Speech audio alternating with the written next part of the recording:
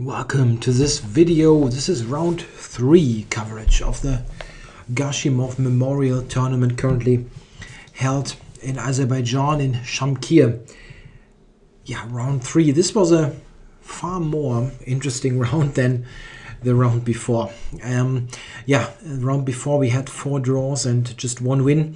This time it was a bit more interesting. However, not all of the games were exciting. And I'm going to focus on the 3 most interesting games and really quickly talk about 2 games that weren't so interesting. Let's start with that one. Mamedov with white against Kramnik. Yeah, Mamedov being a little bit of a dark horse in this tournament. Let's say is by far the lowest rated of the participants, but he is the number 3 player of the home country. So he's there to prove that he's he can belong there, fight on equal grounds with the top guys. He played very solidly in the first 2 rounds, and we see here against Kramnik we've got the Rui. He always plays e4, Mamedov does, and Kramnik plays the Berlin. Yeah, to be honest, I hoped that he would do something a little bit more ambitious, let's say, because the Berlin has some lines that really don't offer so much in terms of winning potential, and Mamedov plays this line, the Rook E1 line, where the play very often gets simplified a lot. Yeah, we see that here. The E file is open. Black has to block there. Yeah, and we get this kind of position. Yeah, this is the typical pawn structure arising from the Rook E1 line on move 5. And people who play the French will probably see something familiar. Here we have the open E file. This is like the exchange line in the French. And here in this particular case, there's even knights traded. Yeah, so check. Have a look at that. That's really equal. Black has no problem here whatsoever, but he also doesn't have any winning chances.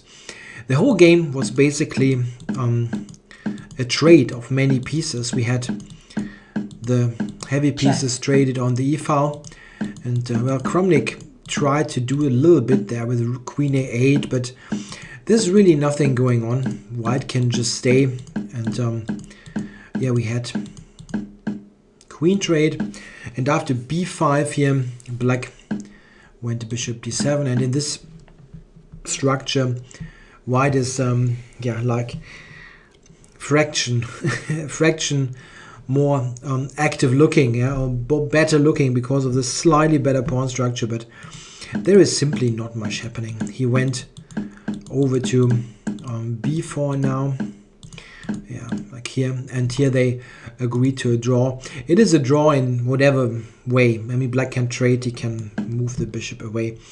Doesn't really matter. Yeah, this looks a little bit sick, with Black sitting there on the wrong color complex, but it's just so close. There's nothing going to happen here. It's a complete draw. The second game that wasn't so interesting was Mamedyarov-Vashcheda Graf. The only slightly interesting point actually is this position on move 3, where Mamedyarov went to bishop to G5. A very unusual move, really, which looks like a mix of the Trompovsky and the classical d4 c4 opening.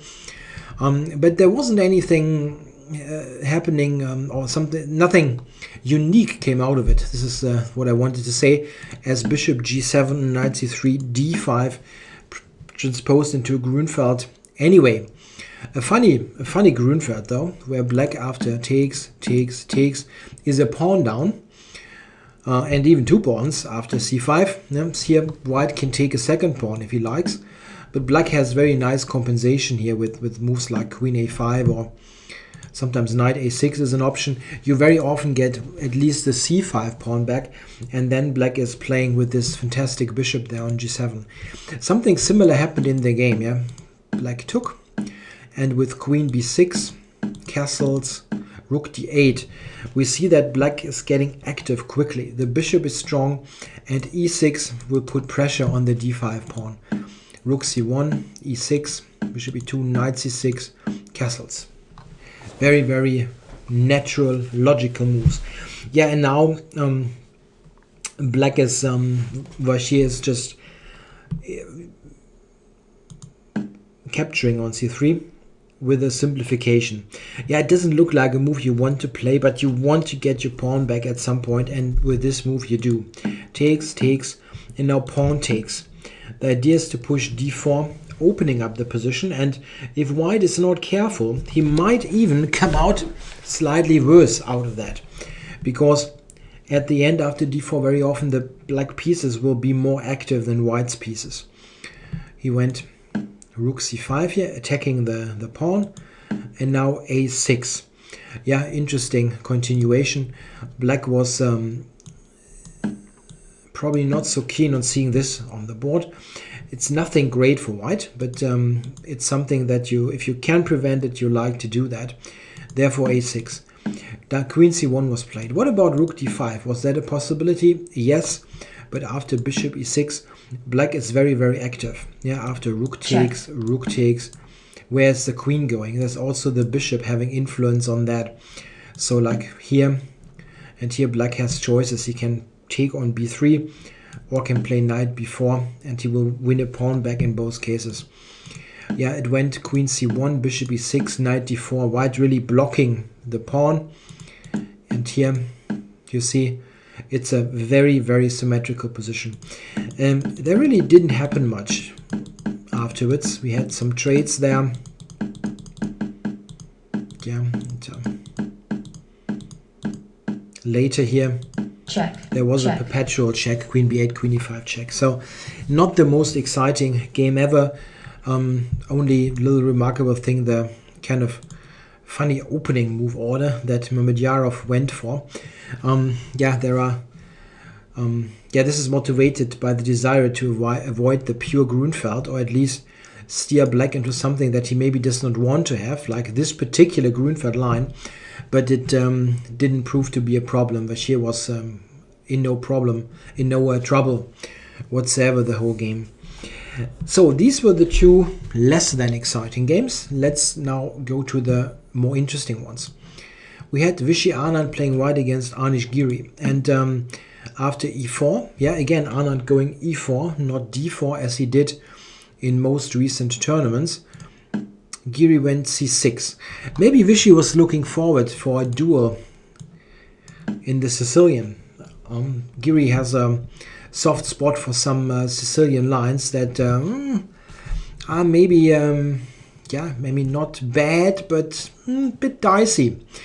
But it didn't happen. He went c6. So the Carlsen defense, and e5 was played, the advance.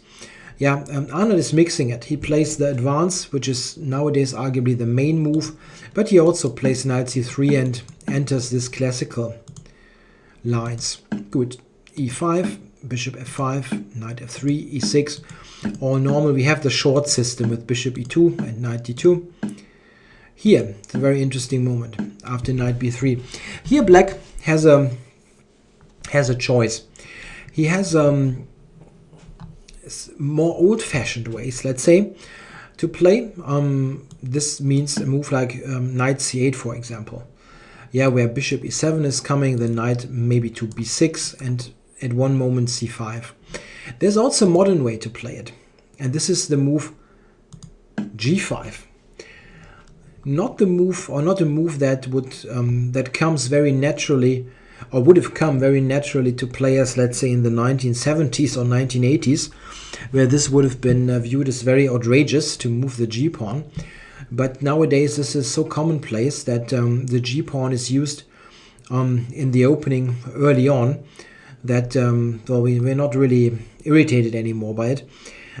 Yeah, black gains some space on the king side. He gains this square, for example, that is now located behind the pawn chain, and he also makes sure that yeah, he knows where to put the bishop sometimes. Bishop on g7, f6, those kind of ideas are in the position. It gets very interesting now. Knight e1, Queen c7, bishop h5. This is a new move actually. Yeah, bishop h5. That has not been played before, at least according to my database. f4 has been played before. Let me have a look at that. Did I make a note on that? Yes, f4. That was played by Nakamura against Sam Shankland here, this f4, in the recently concluded US Championships. With this move, this makes a lot of sense. It looks at the pawn on f7 and at least makes sure that black's not castling long easily. Okay, c5. Why not? Attacking the center. c3, bishop g7, f4, c4. A surprise. I was a bit surprised that black is freezing the center here with c4, but at least, yeah, you have an idea where to put your king. I thought long castles would still be on the agenda, but in fact we see that after this and this, the idea was far more concrete. This pawn is now something that white has to get back. And it's not so easy to do. If you take it with the rook, black castles short and plays f6. f6. You know, black is better developed. White is somewhat behind here on the queen side. f6 will hit. Black's king looks insecure, but you are very, very quick there with your play.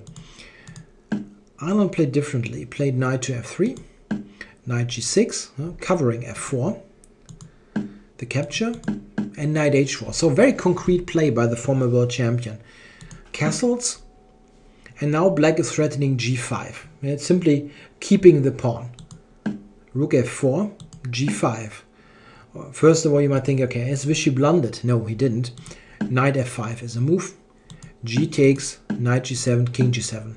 This is an exchange sacrifice. So a very interesting early imbalance here. Check. Queen g4 was coming, king to h7, queen e6. White got a big pawn there. The e6 pawn, backbone here of black's pawn chain. White would be in really nice shape if all of his pieces would play. At the moment, those two are not really participating much, the knight e1 and the bishop on c1. Yeah, Anand tried to get them into play. We see that. Queen back to h3, queen f7, g3. Yeah, really saying, okay, I want to get rid of this pawn, my bishop has to play. White looks fine here. I did the live broadcast today for the ICC together with Grandmaster Timo Gareev. It was a very enjoyable experience.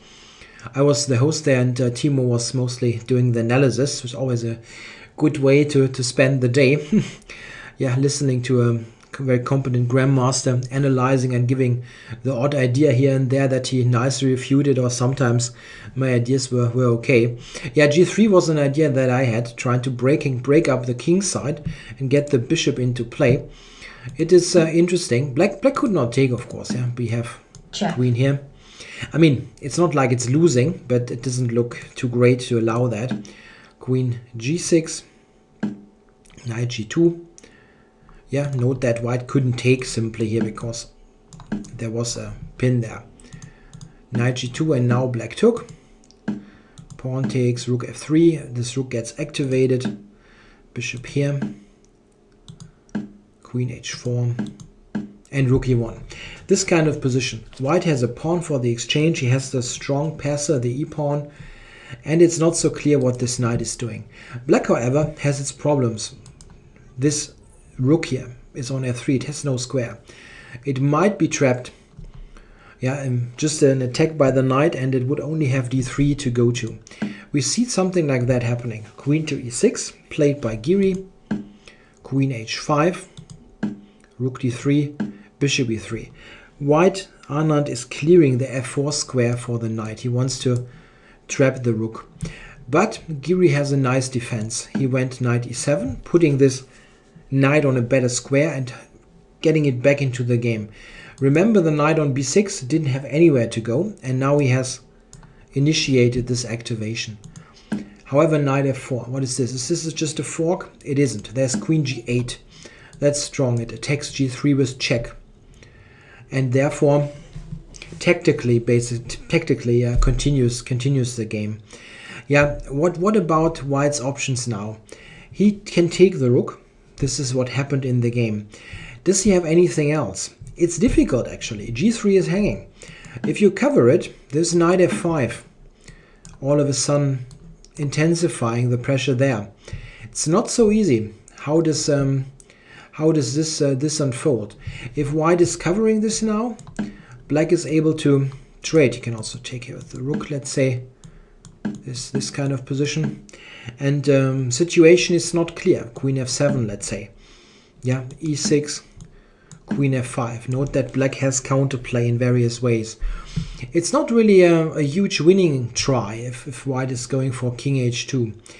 He decided to take it on d3, and it turns out that this pretty much, almost pretty much by force, leads to a draw. There is a check on g3 and the move knight to f5. Very strong move actually.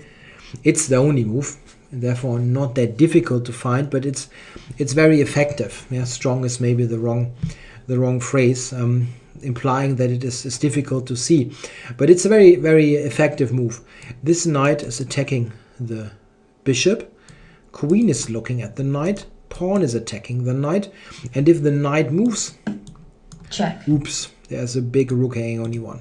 So it's very tricky for white to move the pieces. He has to return one of the pieces. He went for bishop f4, queen d3, and e6, initiating counterplay there with the e-pawn. Yeah, and this is, it turns out, really almost forced draw. Knight g7, that's a good move. Black is giving up this pawn. This looks kind of funky, but it has an idea.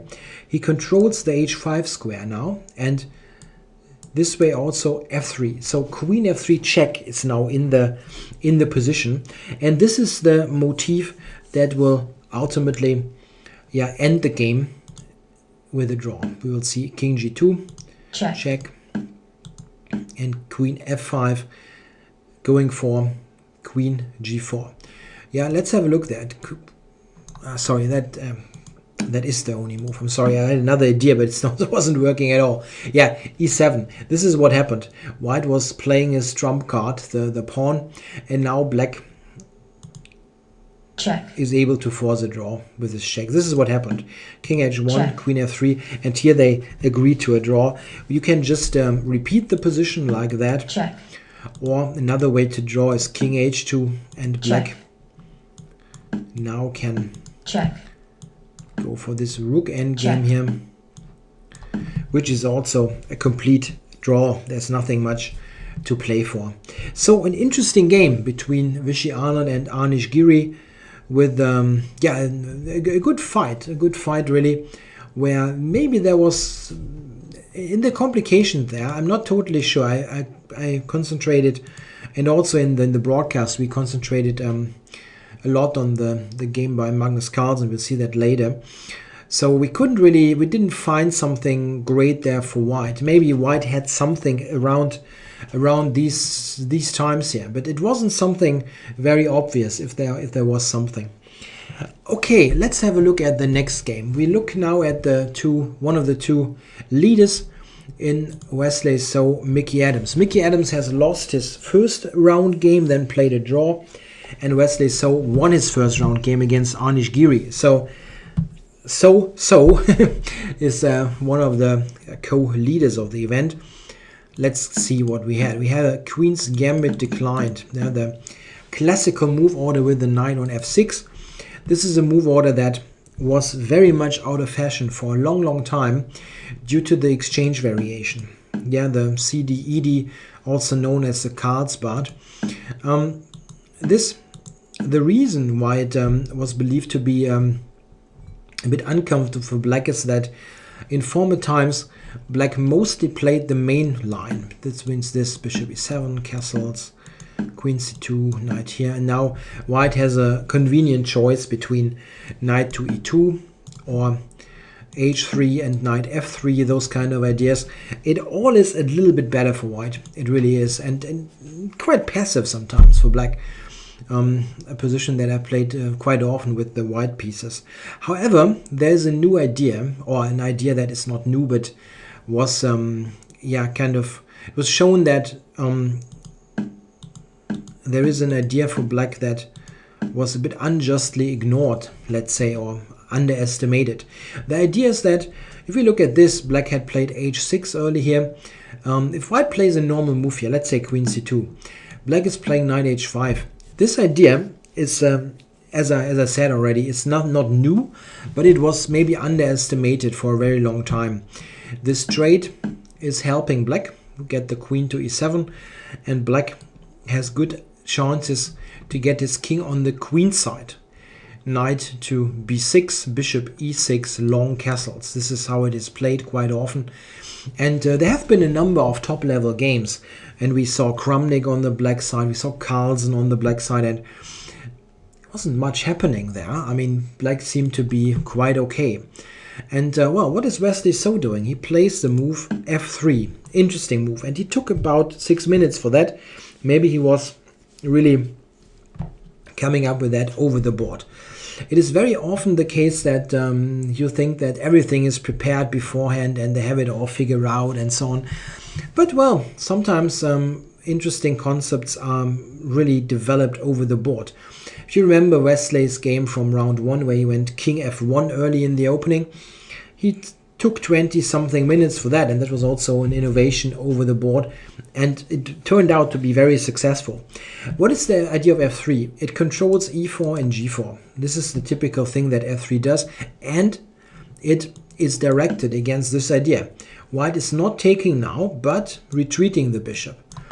Retreating does not mean passivity. What white is doing is he keeps pieces on the board and says that, okay, I'm going to play e4 in the future. Not right away, it will take a while, but then I'll have more space and I'd rather have more pieces on the board with a space advantage. Very typical. You don't want to trade if you have more space. Here white does not have more space yet, but he has the perspective to get it with e4. So keeping pieces on the board makes sense. Also, it makes the knight on h5 look a tad silly here. Probably has to go back rather quickly. Yeah, castles was played. So Adams is just saying, okay, I understand. No knight h5 today, but there are other ideas. f3 is an early commitment. Queen c2. And now Adams came up with a very interesting concept. b5. Not a move you see every day in the Carlsen structure, but it is quite interesting. The idea is that it grabs space and it gives this additional idea, knight b6 and knight c4. The c4 knight is then nicely supported by the pawn. I think that this was a very correctly, or let's say a very it was a game played with much logic in it. Yeah, it was very understandable what was happened. Bishop d7. Black is going now for knight to c4. Got bishop to e6. And now knight d7 again, trying to trade, which was declined. White kept everything on the board. Yeah, so what are the ideas? White might push e4 at one point. He might have f4 at some point. f4, f5. The central breaks. And black is looking to use his active piece on c4, maybe play at the right moment b5, b4 or c6, c5. Yeah, the timing is very crucial here. Rook c8, rook d1, queen c7, and h3. Yeah, a kind of an innocent looking move. What is h3 doing? The idea we see here, f4, all of a sudden, not e4 but f4, idea being that f4, f5 is trapping the bishop. So black has to worry about that. He has to react to that. And he did so with a4, with a counter-attacking move. And yeah, now Wesley So took this opportunity to transform, to change the position by playing f5. It's a funny way to trade pieces. Takes on b3. And black took there. So we have equal material still, but a funny trade there of the light squared bishop for the knight there on b3. Rook b8. Queen c2 and b4. Yeah, breaking open the b file. Yeah, who's better in this position? It's not easy to say. White has the bishop pair, and you guys know that I like the bishops, but black has a sound structure. He doesn't have a bad piece. He has a good, healthy pawn structure with 2 pawn islands. I think we are talking about an approximately equal position. However, this move, queen a5, was a bit tricky. It was something that it looks like an innocent move, yeah, but it has a drawback. Bishop h4, now played by So. This is certainly something that maybe, I don't know, maybe Adams underestimated this move, I'm not sure. But it is a bit awkward to face. Yeah, you don't want to play g5, which can lead to a big trouble. The king side is terribly weak. And there are even some tactical ideas like rook f1. This is given by the computer. Not a very natural move, but it is interesting. After taking bishop e6 is killing black, really killing. Queen g6 with a mate to come. Yeah, something like that. Check. It's just mate. Yeah, g5, you don't want to do that. But this looks terrible as well. Yeah, you don't want that to happen. Again, queen g6. Bishop e6 is a fancy move, huh? But you can also go rook f1 or something. White's attack is just strong. This is a very, very damaged pawn structure. Not sure though, maybe bishop e6 is good. I was thinking black can just move the king, but maybe white can just take, to be honest. You know, this looks very dangerous. And now like e4 or something. Nah, it's super dangerous. Yeah, what do you want to play against bishop h4? You have to play f6, what Adams did, but this is not a move you really like to play, yeah, with the light squared weaknesses coming up here. It's not easy to play. Now, however, Wesley So, he didn't take an opportunity. He could play knight e4 now. An interesting move based on the fact that c4 is en prise after the capture. This is a big mistake, of course. Takes. Check. And white is just winning here, basically. Yeah? Getting a pawn and keeping all attacking prospects. Knight e4 was very dangerous, but he didn't play it. Played knight a4. Keeping an eye on b2 and so on. Knight f8, bishop d3, knight b6, back to c3, c5. Yeah, black is opening up the position, trying to get to the e3 pawn at the end. All this is still in the range of equal, slightly better for white maybe, but not much. But we have a very critical situation coming up. King h1, rook c8, bishop f5. This is a critical position, and in fact the moment where Adams is making a very decisive misstep. The rook is hanging on c8, of course. He has to do something with it, and it seems he should play rook b8, maybe rook a8, yeah, one of those two moves. He went to c6, however, and this is this is a move that it looks a bit more active than rook b8, rook a8, but it has a big drawback. The rook on d8 now is unprotected. It's sitting in the d file and in this diagonal, and this is really a big issue. White now went e4, and what now? White is threatening at the moment to take on d5, just winning a pawn. Black cannot take it. If he advances, there's e5. And d5 is the big problem anyway, using this pin on the diagonal h4 to d8. When white will take on f6, black's pawn structure is going to get completely smashed. I really don't see how black should defend here. It seems completely lost. d4 is not possible at all. He went to b4 there with the bishop, and now e5. As mentioned, this is the idea. Black's pawn shelter in front of the king is getting destroyed. Bishop here, queen b3. Looking at this diagonal. If black takes here, this is just hanging. Queen c5 was played, but that ran into this issue. However, black's defensive task was probably it was probably something that is not manageable. Simply, white's play is too strong there. Queen c4, check. And after the capture, we see now how bad black's king position is. After this check, he went here. Yeah, you cannot go to h8. This is leading to a very quick end of the game. But king to f7 after rook e1 isn't much of a difference. Rook e7 mate. Yeah, and mate is mate and pretty dangerous. There's nothing to do really. Black went queen to b4. Check. Rook e7. Yeah, rook e7 is a simple way Check. to do it. Check. The white queen is starting this invasion now.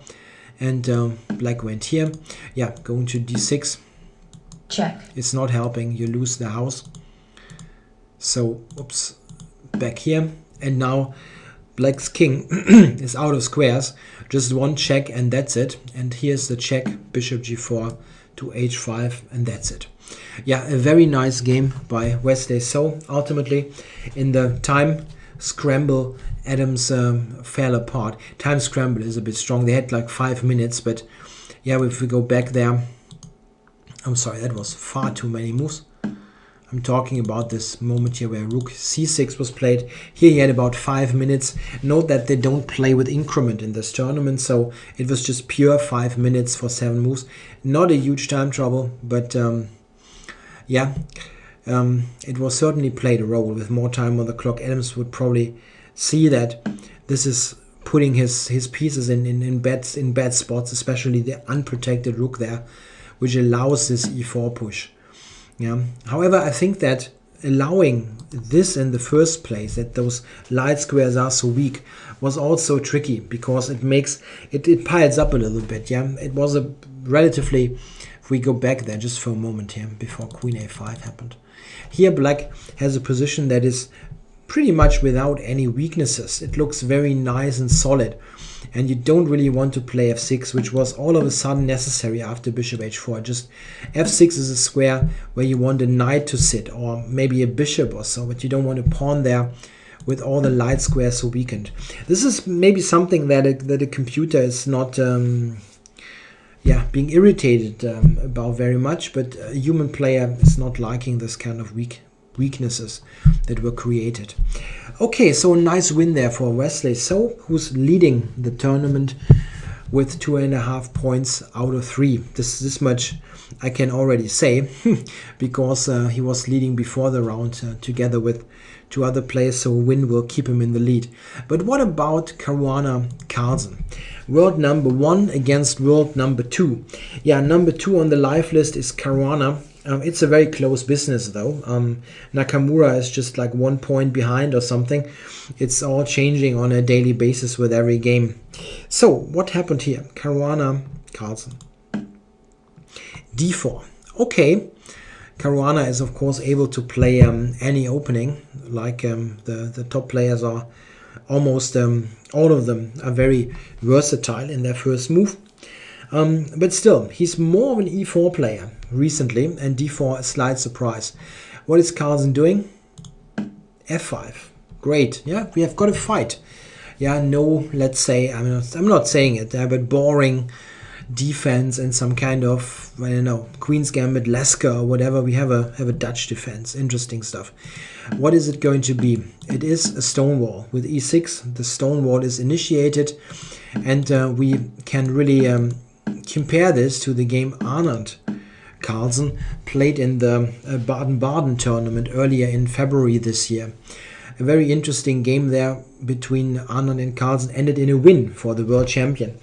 In that game, we also had b3, queen e7, but here, in this position, Anand played with knight to e5. I just want to show the first couple of moves briefly to show you how it went. After knight d2, Carlsen played a5. An interesting idea, a5, a4. He tries to utilize this rook on the a file, on its initial square. That's an interesting way to play this position. An important point there to understand is that this bishop on c8 is not a great piece. What are you going to do with it? You can play this kind of maneuver, this snake-like activation, or you can put it on the b7 square. You can fianchetto. Well, how is this related to a5? With a5, black stays flexible. He can even can even keep the bishop on c8 for a while, because if a5, a4 activates the rook, there is no big need for this bishop to be moved. you keep very flexible. The a-pawn move is a favorite of Carlsen's in these Dutch structures. He had also played it in a Leningrad structure against Wojciech in Tata Steel this year. This didn't turn out so well, but in general a5 is one of his favorite ideas. Let's have a look here. Bishop b2, b6, knight e5, bishop b7, knight d2, castles, rook c1, a5. Here we go again. The a-pawn. his favorite idea. Why not here? Yeah, okay. So e3 was played and knight a6. Yeah, it seems that Caruana wasn't really that much prepared for this opening. He spent lots of time, and to be perfectly honest, I don't think that he has got anything at all in this position. It looks very okay for black.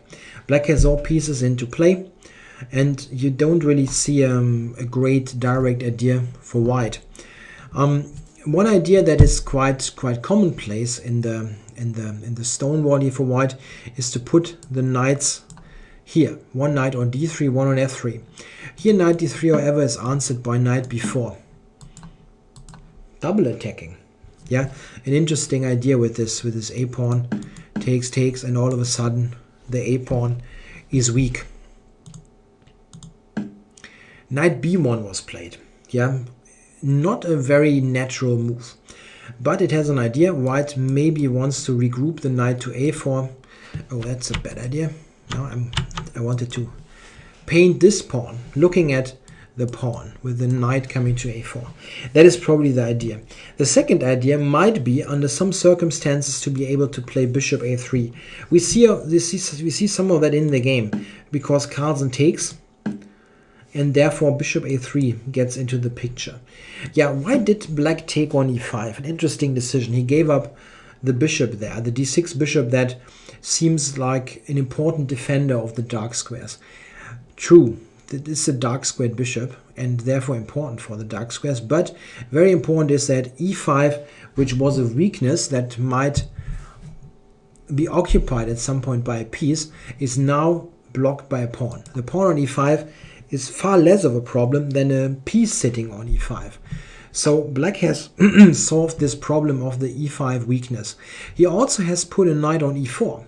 Quite a nice spot for this piece. Not so easy for white to play this position. When we were broadcasting, Gareev, my co-commentator and main analyst in this duo, he had this suggestion. Yeah, something that I liked. I'm sorry. We actually looked at this one move later. Queen e2, a4. This was the position. f3, knight c5, bishop a3. I think this is a pretty decent idea for white, trying to activate this bishop and get it on a diagonal where there's something happening, not just looking at the e5 pawn. This was interesting. Or also bishop a3 before f3. Both was an interesting option. Here black, however, has the move c5. That's also a possibility, where the bishop here on b7 all of a sudden gets more scope. All this is this is complex and interesting, so it would have been an interesting choice there, bishop a3. Caruana played differently. He went knight c3. After that, however, it seems that black doesn't have any kind of problem. Not sure if he would have had a problem in the other line, but here it is clear that this is no big threat for black. This is the key idea. Queen e7 to b4. Black attacks the b3 pawn and asks white, okay, what are you going to do about the queen side? White took on e4. Yeah, it's not a move that, yeah, looks great, but what are you going to do? If you cover b3 like that, black might even use this knight to attack the pawn. And it seems that this is very hard to defend. He took there, and now the d-pawn captured. Yeah, that's a better move than f takes. After f takes, bishop h3 is giving white quite a bit of activity there. So taking with this pawn, with the d-pawn, makes more sense. Now we have a funny situation. Bishop on g2, bishop on b7. Who's got the better bishop? Yeah, bishop on g2 is also not looking very, very great. But first of all, what about the pawn there on b3? Yeah, White's idea was the following. Queen c2. He's threatening bishop c3 now, kicking everything back. So Carlsen went knight c5, attacking b3. This is pawn that he's just winning for the moment. Bishop c3, takes, takes, takes. Was White just blundering a pawn? No, he gets it back, of course. Rook b1, knight c5, rook b6. A longer sequence that is now absolutely forced. Knight a4 has to be played. Rook b7, knight c3. This is pretty much happening by force. Yeah, if we go back 4 or 5 moves ago, this is an almost forced sequence. Rook e7, attacking the pawn. Rook e8. Interesting moment here. Caruana is not keeping the rook on the board. I was surprised. I thought rook c7 is better here, trying to keep the rook active. Yeah, we have many ways now to draw, like this, for example. But he didn't do it. He went check with the trade and rook a1. I think I read a tweet, this mentioned that Caruana stated after the game that he thought that he could basically play anything and draw. Yeah, let's see what happened. Rook d8, bishop f1, c5, rook a3. Here I suggested in the broadcast to move rook c5. I think that was an interesting alternative. It is a tricky move though, because rook to d2 and knight to d1 will be quite complicated to assess. You lose this pawn. But let's say check. Rook c8, check. Maybe here, takes, check. Something like this. Then h3. Yeah, this seems to be perfectly okay for White. The knight on f2 has really nowhere to go. h3 is keeping g4 out of the picture, the knight g4 move. It seems to be okay. Rook c5 or rook a5 to attack this in this position was an option, it seems. He went rook a3 though, and now knight b1. Rook a1, knight d2. And now it gets tricky. Knight to f3. I think at this point Caruana probably realized that it's not going to be that easy.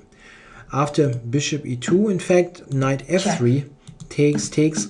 I believe that White is in very substantial trouble. If not, I mean, losing is a bit much, but I think he's in huge trouble. The problem is that this this pawn on f3 is a very, very strong factor in the position. It takes away those two crucial squares and keeps the White king totally passive. White cannot use his rook in an active way, as there's rook d1 mate hitting. Yeah, let's say h3, h5, g4. That was played. But let's say White is playing passively. Let's just try, let's say h4. What is happening there?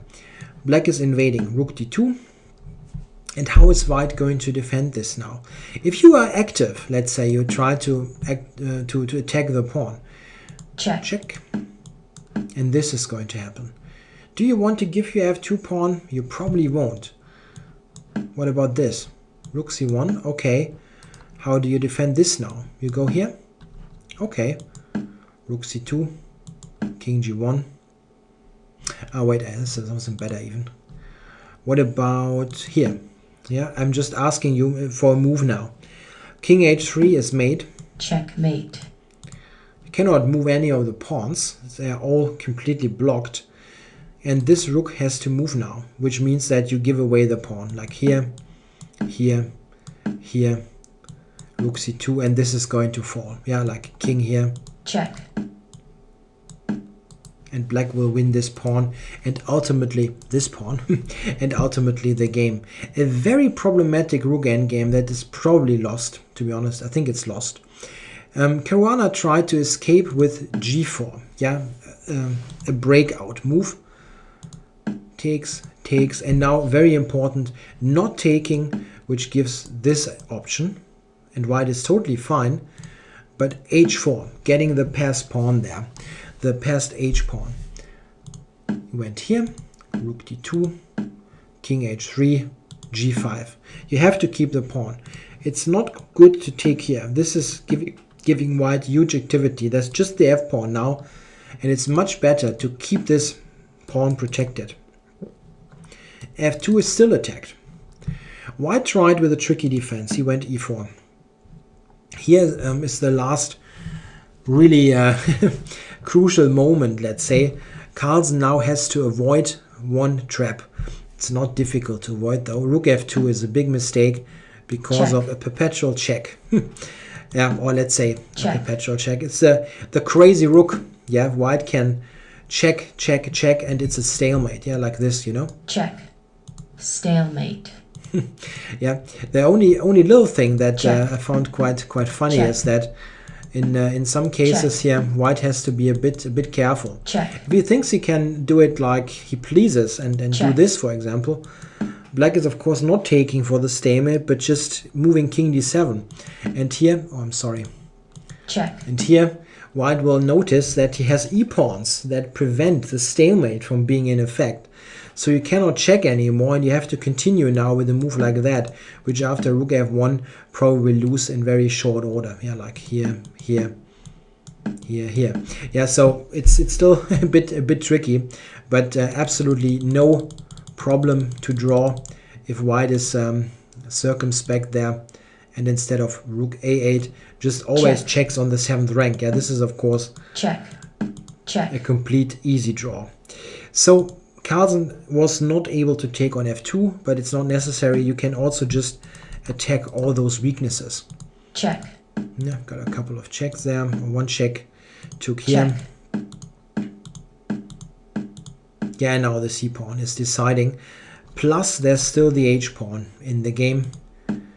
Rook here, rook d3. White covered f3, and now the c-pawn was running. Rook d7 was also a good move.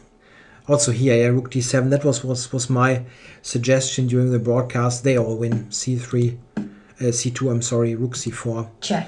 Check. And now king d7. Yeah, asking white, okay, what are you going to do? He went here, rook f2. And now we see the dilemma there. White cannot cover with rook c3 even because of rook f3. And the pawn is promoting. Yeah, this was played. G takes. I'm sorry, G takes would have won as well, but he gave this check and took on f4. Yeah, this was the final move of the game. Caruana resigned. So again, a win with the black pieces by Magnus Carlsen against one of his main rivals nowadays, Fabiano Caruana. Out of the Stonewall Dutch, a very strategically focused opening. I think actually it was a very good opening choice by Carlsen. Of course, your hindsight is always 20/20, but I think Caruana's main strength maybe the ability to calculate in a very precise way, and being very tactically alert in complicated positions. The Stonewall Dutch is an opening that is very strategically focused, where you cannot really do much with pure calculation power, let's say. So not a bad idea getting Caruana into the strategic battle. And a very nice and instructive endgame that shows how strong a pawn on f3 can be, that limits here white's king. A very nice game, I think, by Carlsen, and a game that put him into the co-lead together with Wesley So. Yeah, I hope you enjoyed the coverage here of round 3. Of course, I'll be back tomorrow with round 4. Yeah, I hope you are watching that video as well tomorrow. Thanks again, and have a good Sunday if you watch it on the Sunday. Bye bye.